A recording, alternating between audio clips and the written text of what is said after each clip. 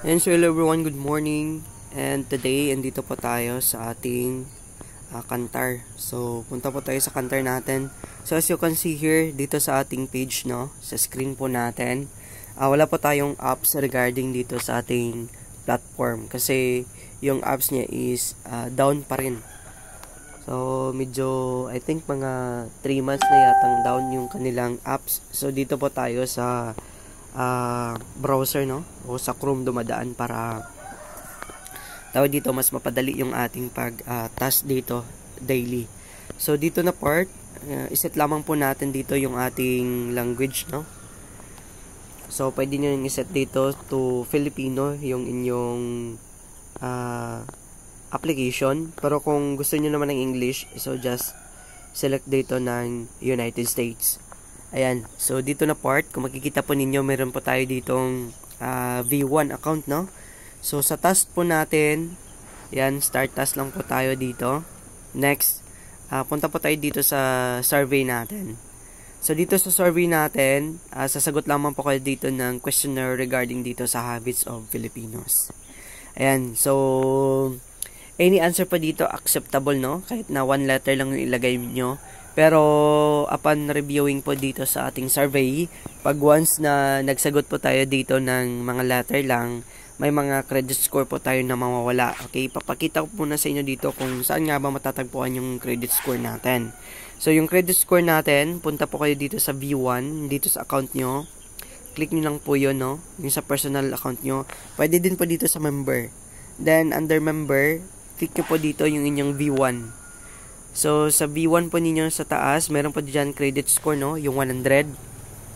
So, pag 100 up yung score mo dyan, or I think mga 65 up, okay pa yan. Mas mabilis pa yung withdrawal.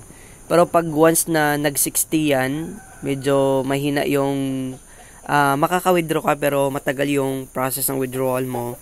Then, kung bumaba pa yan ng 55, ibig sabihin may tendency na hindi ka na makaka-withdraw. So, paano nga ba i-maintain yung ating credit score? So, i-maintain yung credit score natin para hindi siya mabawasan. Kailangan po mag-attend ng meeting during meeting session natin. Then, of course, para mas madagdagan pa, kung gusto mo namang madagdagan ng 5 yan, every invite mo, meron dyang dagdag, no, na 5 credit score pag once na may successful invite po tayo. So, yan po yung pag-maintain ng ating credit score. Kung gusto mo yan, hindi mabawasan yung 65 mo or 60, ibig sabihin, kailangan mong mag-participate, no, sa Kantar. So, ang purpose ng Kantar po natin dito is to take our survey daily. Okay, except on Sunday. So, wala po tayong tasking or questionnaire by Sunday. So, dito na part, Habits of Filipinos. So, basahin nyo lamang yung tawag dito, no? Yung ating survey dito. Kung ano yung mga survey dito na intended for our Filipino citizen. So, dito na part, yung ideas or suggestion about the social communication at the Philippines. Please share them. Okay, so basahin nyo lang yan. Then, kung ano yung mga ideas or suggestion nyo about the social communication. Sagutan nyo if ever na may mga question kayo. Pero kung mahirapan kayo, just type the best, ayan lang. Or any other suggestion dyan na related dito sa question ng ating question number 1. So, sa akin kasi, pag once na wala na akong maiisip na sagot, lagyan ng best yan. Next, click lamang yan kung ano ang check dyan. Next, pwede nyo dito yung common interest nyo, cultural, or language. Just check all kung gusto nyo.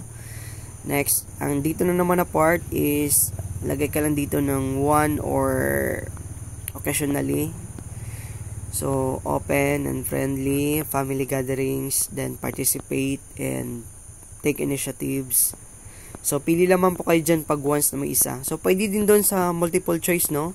Pwede din dyan, for example, dito, multiple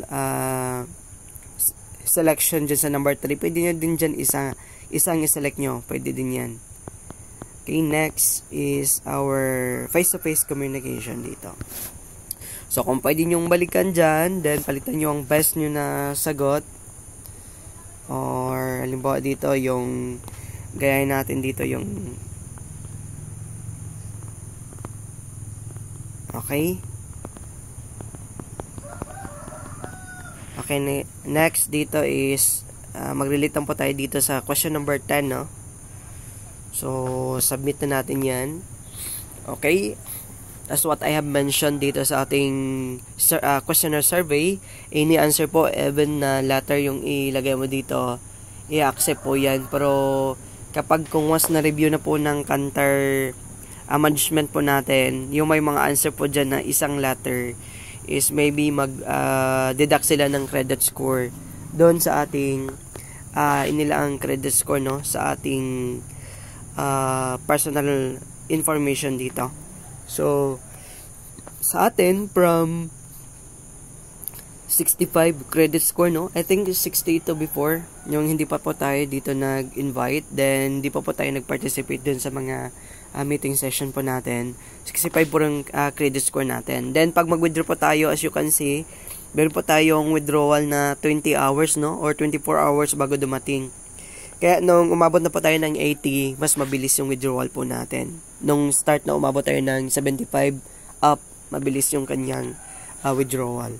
So, ayun po today yung ating task, guys, dito sa ating Kantar. Then, shoutout nga pala dito sa ating comment section, no? Mayroon po ditong isang naghasik ng lagim sa ating comment section. So, marami po yan. Ayan. So, yung mga tawag dito, yung mga nagko-comment po dyan na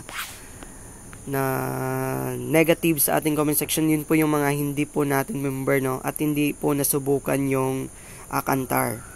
So, ayan po yung ating account dito sa ating YouTube channel, guys, no? So, yun po yung mga nagko-comment dito sa ating YouTube channel. So, marami po yan. Hindi po natin na-replyan yung isa-isa kasi sobrang dami po nag-comment dito sa YouTube natin. So, pag once na dumating po tayo sa mga social media, so meron po tayong inaasahang negative at saka yung mga positive, no?